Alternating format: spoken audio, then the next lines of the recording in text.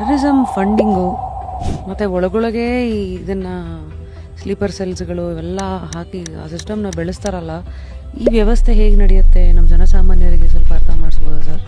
ಖಂಡಿತ. ಈಗ ಈ ಟೆರರಿಸ್ಟ್ಗೆ ವೆಪನ್ ಸಿಸ್ಟಮೇ ಆಗಲಿ, ಆಮ್ನೇಷನ್ನೇ ಆಗಲಿ, ಅವರಿಗೆ ಫಂಡಿಂಗ್ ಎಲ್ಲ ಬಂದ್ಬಿಟ್ಟು ಈ ನಮ್ಮ ಚೈನಾ ಮತ್ತು ಆಫ್ಘಾನಿಸ್ತಾನ್ ಈ ಕಡೆಯಿಂದ ಕೊಡ್ತಾರೆ. Even majority of militants are from Afghanistan ಅವ್ರಿಗೆ ಸಹ ಚೈನಾದವರು ಸಪೋರ್ಟ್ ಮಾಡ್ತಾ ಇದ್ದಾರೆ.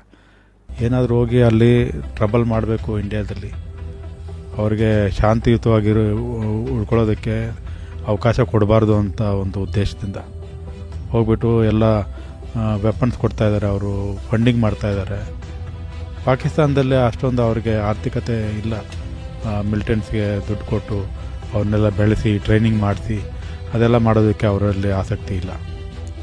ಸೊ ಇದರಿಂದ ಅವರು ಬೇರೆ ಕಂಟ್ರೀಸಿಂದ ಅವ್ರಿಗೆ ಸಪೋರ್ಟ್ ಇಲ್ಲದೆ ಇದ್ದರೆ ಇದು ಸಕ್ಸಸ್ ಆಗೋದಕ್ಕೆ ಚಾನ್ಸೇ ಇಲ್ಲ. ಫುಲ್ ವಿಡಿಯೋನ ನೋಡಿ ಆನ್ ರ್ಯಾಪಿಡ್ ರಾಶ್ಮೀಸ್ ಯೂಟ್ಯೂಬ್ ಚಾನಲ್.